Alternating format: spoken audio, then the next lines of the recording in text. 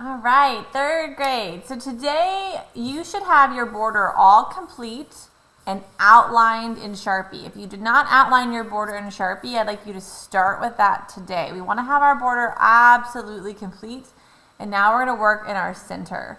So when we listened to Tar Beach, we talked about the little girl Cassie, who was 8 years old and in the third grade, believed that she could fly, and anything she flew over, she also believed she would own. So I had you start thinking about, if you could fly over anywhere in the world to own it, where would you want to fly? What would you want to own? And then that is what we're going to put in the center of our picture. So if you want to own a store or a building, you can draw your building. Leave some room at the top, because we'll add something there next time. If you want to own something like a football field that you want to have a bird's eye view looking straight down into, you can do that as well. So in class, we're going to look at iPads. So if it's not something that you're making up from your imagination, like if you want to own a bank, you can just draw a bank any way you want. Or if you want to own a store, you can make up your own store. If you want to own a specific building like Hogwarts or St. Aloysius or whatever stadium you love, you probably want to look at a picture of that. And then you want to kind of sketch that out. So today we're just going to be using a pencil and an eraser and possibly a Sharpie. And you're going to sketch out your building. You want all the details you want to have. If you want to add a horizon line, you can. But make sure you have a complete building.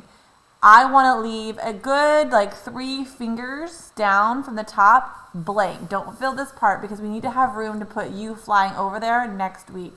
So don't draw tiny buildings. If you're going to draw a building, it needs to be really big, filling up most of the space.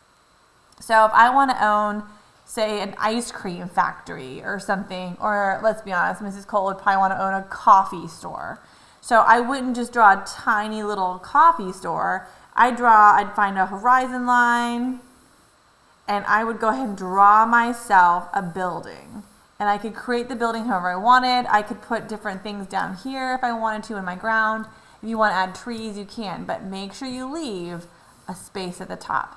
So I'm not going to have you watch me draw a building. I'll have a building next week. So I want you to research what you're drawing, sketch it out in pencil, and if you love it, you know what, let's leave it a pencil. Let's just stay with pencil. That way, if we need to make corrections, we can. So sketch out your building, put as much detail as you want in them, take a picture, making sure I can really clearly see the inside of your picture, and attach it to this lesson. That's probably as far as we're going to get today in class. It's because people are going to take a while to get that building drawn right. It's going to take some time. So take your time and draw amazing buildings, and then let me know what building it is and attach the picture. If you have any questions, let me know, and I'll talk to you soon. Bye, guys.